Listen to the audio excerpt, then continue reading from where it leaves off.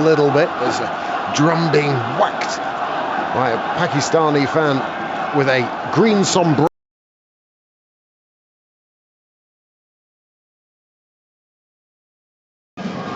Very well played, as opposed to the shambles that they threw up against the West Indies. Much more controlled batting. I think we're learning now in this World Cup, you've got to be able to play the short ball if you want to survive, if you want to prosper. As Wood bowls again, pitched up, and he's playing it from the crease. Calls for the single immediately. Jofra Archer caught in his heels a bit at mid-off. His throw hit the stumps, but they were comfortably home. The score moves on to 205 for 3 in the 34th over. Yeah, I wonder how long the short pitch barrage will carry on if people start to get on top of it. There's a reason it didn't continue after the 80s, because there just weren't bowling attacks around the world who could carry it on. I think there were a number of factors for that. You also had the rules being introduced, one bouncer per bowler, per batsman, per over, and all sorts of different restrictions. Conditions changed a bit. So it's a short tournament. It's not as if you're going to have a situation that's going on for years. So we might very well see a bit more chin music as Wood bowls short of a length, and he's in behind it, playing it away. Gets the single to get off the mark, Sarfraz Ahmed. And the score moves on to 206 for 3. One delivery left in the 34th. You're rubbing your hands together with glee almost there when you said chin music. Absolutely, because I'm tired of seeing these batsmen running down the track, hoisting bowlers all over the place, fast bowlers, basically cannon fodder. It's about time that the bowlers have a say in this World Cup. Hear, hear. Not a moment too soon.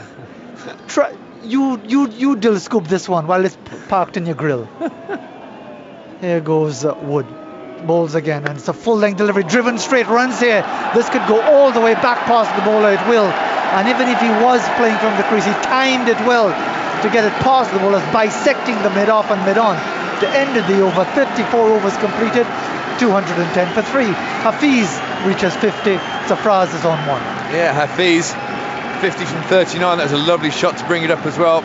Wood went for the very full ball after the shorter stuff from the over. Smash back past him. They're not looking like panicking with their platform, the Pakistanis. They're looking like really going on. Andy. Mohammad Hafiz's half-century is 49th score of 50 or more in one-day international cricket. This is his 210th innings. And against England, it's his 5th in 26 matches. So not a great record over his career against England, but fine innings today. And to repeat, he was dropped on 14 from his 12th ball. How many times has he gone on to convert those 50s into centuries, please? 11, Graham. Thank you, Andy. I wonder if I should ask Andy this one, because we talk about triple Nelson and all that, the second wicket falling at 111 as Moeen Ali starts over number 35, and he's looking to heave that one away through the onside. Is Sarfraz gets it out along the ground towards deep mid-wicket for the single. He goes on to 2. Hafiz back in strike on 52, 11 for 3. People often say, well, it's so very often a wicket falls on Nelson. How often has a wicket not fallen on Nelson? Well, next time I've got 8 free years in my diary, Hafiz. I'll go through all the data. Get to it. Here comes Moeen as he bowls, and he's on the back foot. Is Hafiz tucking it around the onside? Run out chance here, but he misses it. That would have been the opportunity for the run out. But error by Jason Roy. Again, after he had missed the opportunity to get rid of Mohammad Hafiz, he misses another one. This time, the chance for the run out. Yeah, one of those days for Jason Roy. He ran across with the slide, but went straight past the ball when both batsmen were down the bowler's end. Moeen bowls short of a length, and he's turning it away carefully. Is Sarfraz. They come through for the single, and some ironic cheers for Jason Roy.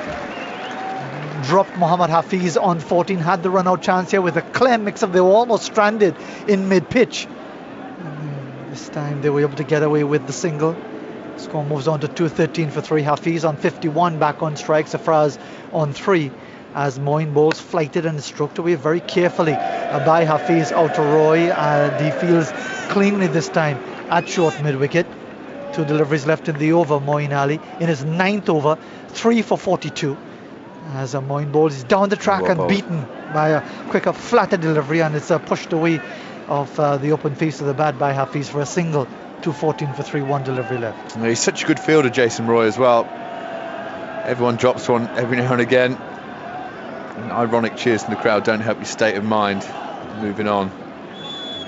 You've got to put all that behind you. You can't be too bothered with what is said to you, about you, wherever you are, whether it's in the crowd or on social media. Everything's about social media these days.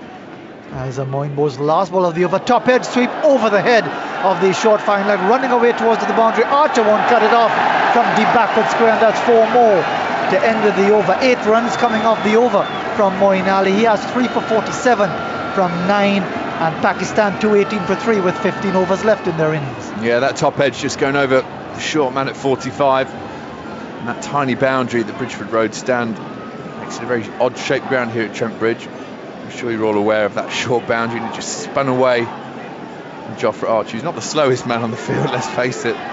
If he can't cut it off, no one can. Very good position, 218 for 3, 15 overs left. 2 batsmen definitely looking to be aggressive, especially Sarfaraz. Must be thinking 10 runs per over the rest of the way minimum. Yeah. Should be a very healthy 368. Well done. Thank you so much. You're more than welcome. Dad was the maths teacher. He would be proud. Some movement behind the bowler's arm, but Andy, you've got something for us?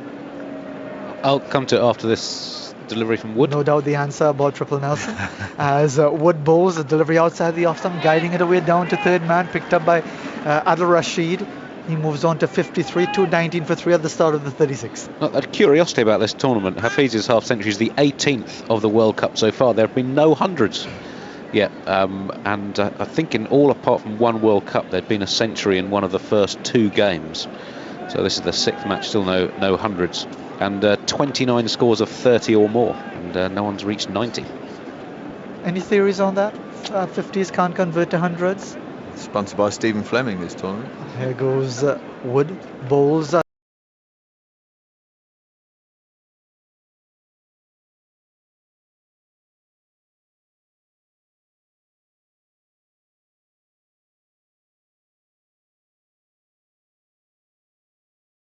the 10 tendencies towards, from the time you hit over 30 to 35, that you've really got to be pushing it on.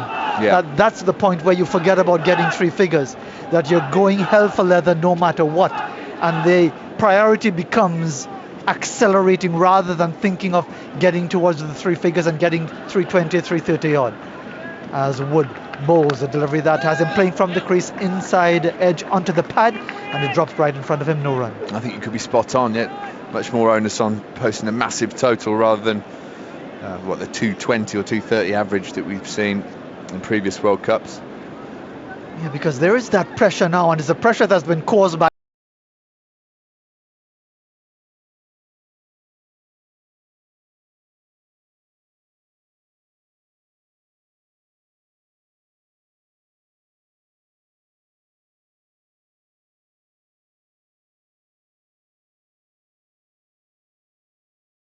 bowls again, and he's looking to slash that one away under edge. Goes through to the keeper. It remains 219 for 3. Yeah, individual strike rates are so important for batsmen now. The advent of T20 has seen to that. So, 100 off 130 balls these days is not seen as a decent knock for your team. Once people get in, they tend to, as you say, pedal to the metal even. Really go all out. There is no speed limit these days in ODI cricket, and you've got to really be pushing things along. 2 deliveries left in the over from Wood. It's his 7th, none for 30.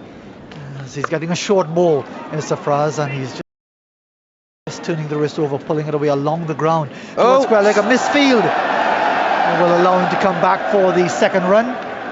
Careless bit of work right out on the boundary. Fortunately, not going all the way down towards the boundary ropes. I think that's the sub James Vince. It is. Just jogged in very casually. I have to see if this bobbled in front of him or anything. Yeah, there's a bit of a bobble, but very laissez-faire bit of fielding. I think that's fair to say. It looked better than that. Make that the 8th misfield from England today that's cost them a run. Here goes Wood. Charging it again down the leg side. The wide will be called. Score moves on to 222 for 3. So 2-2-2 on the board with one delivery left in over number 36. Hafiz on 53, Safraz on 9. England making the one change. Mark Wood coming in for Liam Plunkett from that victory over South Africa. An excellent start for them and for the World Cup at the Oval last Thursday. Pakistan, after their desperate performance against the West Indies, leaving out Haris Sohail and Imad Wasim and bringing in Asif Ali and Shoaib Malik. Last ball of the over now as Wood in the sunshine. Here at Trent Bridge bowls a delivery that short of a length and it's pushed into the offside for a single for Safraz, who will keep the strike. He's into double figures. He's on 10. Muhammad Hafiz is on 53. Pakistan 223 for 3. 14 overs to go. More from Andy, more from Graham in a while, and then it's going to be Jonathan Agnew. A stat on an off spinner, Graham. Good. Moeen Ali took the top 3 batsmen out today. Yeah. The average batting position that Moeen has dismissed in his ODI career, thanks to Andrew's database, is